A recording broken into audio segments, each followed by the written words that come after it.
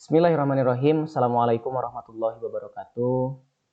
Alhamdulillahirabbil alamin wa bihi nasta'inu ala umuri dunya waddin wa ala alihi washabbihi ajmain. Asyhadu an la ilaha illallah wa asyhadu anna Muhammadan abduhu wa rasuluhu alladzi la nabiyya ba'da amma ba'du.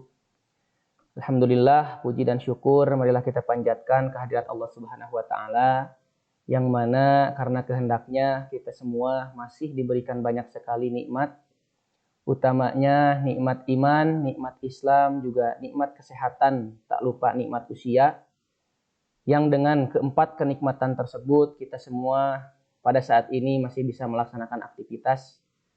Mudah-mudahan aktivitas kita diridhoi oleh Allah Subhanahu wa taala. Anak-anakku sekalian, sebelumnya Bapak perkenalkan diri terlebih dahulu. Nama Bapak Yayan Suryana Fatah. Alhamdulillah, Bapak di SMP 4 Pangalengan dipercaya sebagai salah satu staf dari pembina, yaitu sebagai staf pembina Ikatan Remaja Masjid SMP 4 Pangalengan. Di sini Bapak akan menyampaikan materi dalam masa pengenalan lingkungan sekolah atau MPLS SMP Negeri 4 Pangalengan,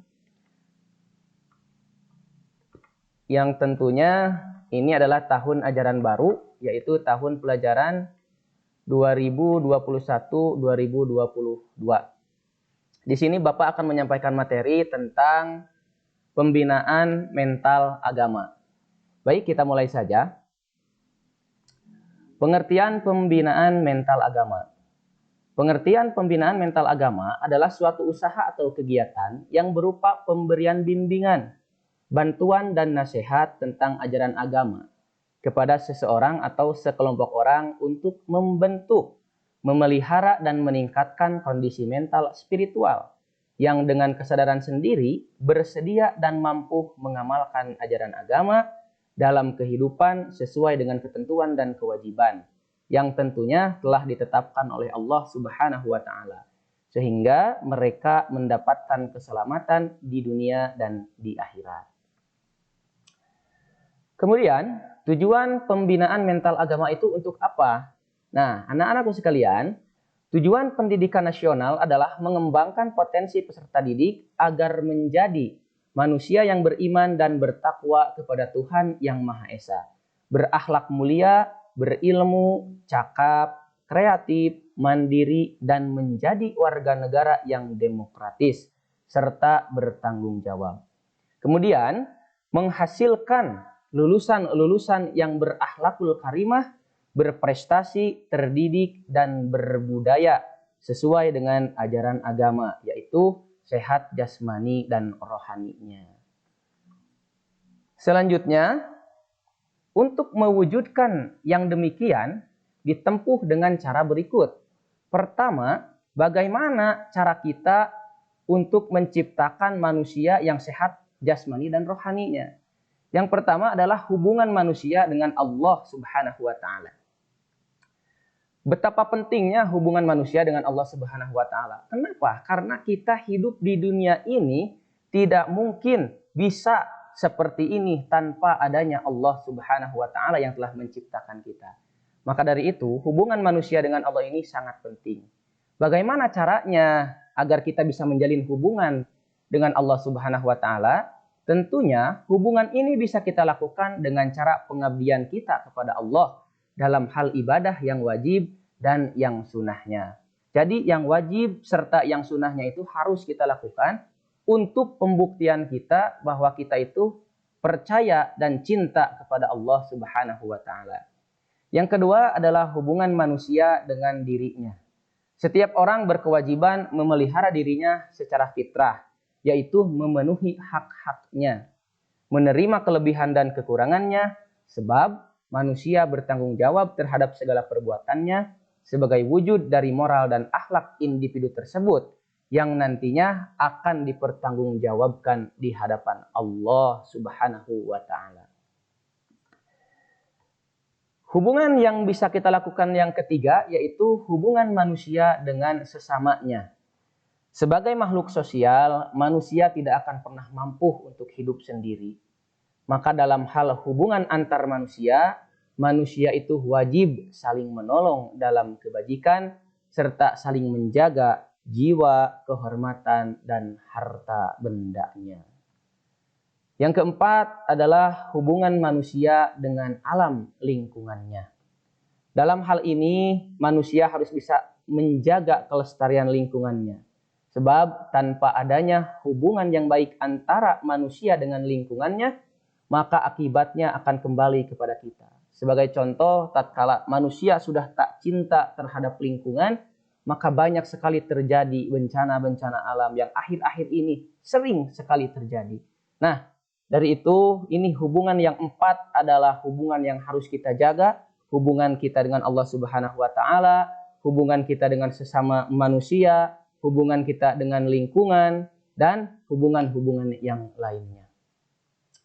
Anak-anakku sekalian, dari keempat hubungan itu, kita bisa cari contoh-contoh perilaku pelajar. Ini yang tidak sesuainya dulu. Contoh-contoh perilaku pelajar yang tidak sesuai dengan nilai-nilai agama. Dan keempat hubungan di atas diantaranya. Yang pertama, kebanyakan manusia, kebanyakan anak-anak seusia kalian, di mana usia remaja, merasa tidak aneh, merasa tidak ada yang kurang ketika yang pertama mungkin tidak melaksanakan sholat seolah sudah biasa. Padahal itu adalah suatu hal yang sangat harus dijauhi oleh kita. Kenapa? Karena sholat itu sangat penting. Maka dari itu Bapak mengajak kepada kalian melalui materi ini, jangan pernah kita berani untuk meninggalkan sholat. Sebab perilaku tidak sholat ini adalah contoh perilaku pelajar yang tidak sesuai dengan nilai-nilai agama dan keempat hubungan yang tadi Bapak ucapkan. Yang kedua yaitu merasa tenang ketika berbuat dosa. Yang ketiga berkata kasar. Keempat berkelahi, menyontek, bolos, dan meninggalkan kelas ketika KBM berlangsung. Dan yang terakhir tidak menjaga kebersihan. Itu beberapa contoh perilaku pelajar yang tidak sesuai dengan nilai-nilai agama, tetapi sangat sering sekali terjadi di kalangan pelajar. Mudah-mudahan kalian semua sebagai peserta didik baru bisa menjauhi hal-hal seperti ini ya. Oke, selanjutnya. Pembinaan mental agama di SMP 4 Pangalengan, yang pertama itu adalah mengucapkan salam kepada kepala sekolah, guru, serta karyawan setiap bertemu. Yang kedua, berdoa sebelum dan setelah menyelesaikan pembelajaran. Yang ketiga, melaksanakan sholat berjamaah bagi siswa yang beragama muslim dan berdoa bersama bagi siswa non-muslim untuk meningkatkan kedisiplinan dalam beribadah dan memupuk tali persaudaraan. Selanjutnya, membiasakan siswa untuk menghindari rasa dan sikap permusuhan, pertengkaran antar sesama teman. Kemudian masih ada, yaitu adanya kegiatan keagamaan berupa seperti kegiatan ketika menjelang Isra Mi'raj, Maulid Nabi Muhammad, atau ketika di bulan Ramadan kita biasa melakukan pesantren Ramadan atau biasa dikatakan pesantren kilat. Dan yang terakhir itu adanya kegiatan kerohanian. Kesimpulannya, nah tadi kita sudah bahas beberapa perilaku yang tidak sesuai. Namun sekarang untuk menjadi siswa dan siswi yang bermentalkan agama, minimal kalian harus mengamalkan hal-hal berikut ini. Yang pertama yaitu menjaga sholat 5 waktu. Sebagai apa? Menjaga sholat 5 waktu itu menjadi bukti pengabdian kita kepada Allah Subhanahu wa Ta'ala. Yang kedua adalah menjaga diri dari segala perbuatan dosa. Yang ketiga, kita harus senantiasa beristiqomah dalam belajar, kemudian hormat dan berbakti kepada kedua orang tua dan guru, serta yang terakhir, mencintai dan menjaga lingkungan dengan sebaik-baiknya.